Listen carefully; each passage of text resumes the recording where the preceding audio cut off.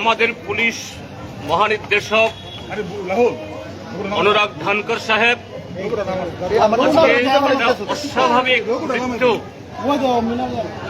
এবং এই অস্বাভাবিক তার পেছনে যে আমাদের রাজ্যে যে অস্বাভাবিকতা বিরাজ করছে এটা এই দুর্ঘটনা তারই কারণ অনুরাগ ধানকর সাহেবের মতো একজন ফাইন্যান্স অফিসার, আত্মসম্মান বোধ সম্পন্ন অফিসার, যিনি এসডিপিইউ থেকে একেবারে ডিজি অব্দি উঠেছেন, এরকম বহু ঘটনা সামলে এসছেন, তার মতো একটা অফিসার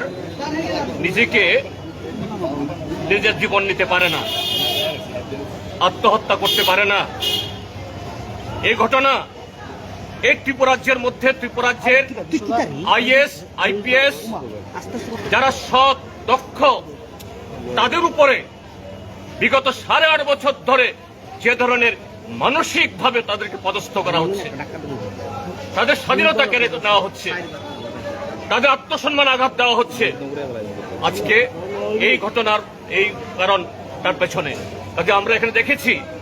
আমরা বলেছি তার একমাত্র ছেলে নাকি কানাডা, এই তার ছেলে এখানে আসা অবধি, তার দেহ দেখা অবধি, এখানে তার দেহ সংরক্ষণ করে যাতে তারপরে এই পোস্টমর্টম করতে হবে, তারপরে করা হোক।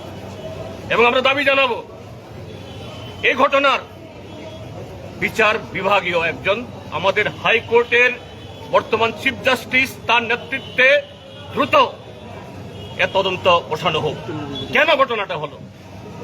এটা ত্রিপুরাজ্যের নাগরিকরা যে আজকে নিরাপদ নেই, পুলিশের মহানির্দেশকও সেই অবস্থা থেকে মুক্ত না, আজকে এটা প্রমাণিত করলো।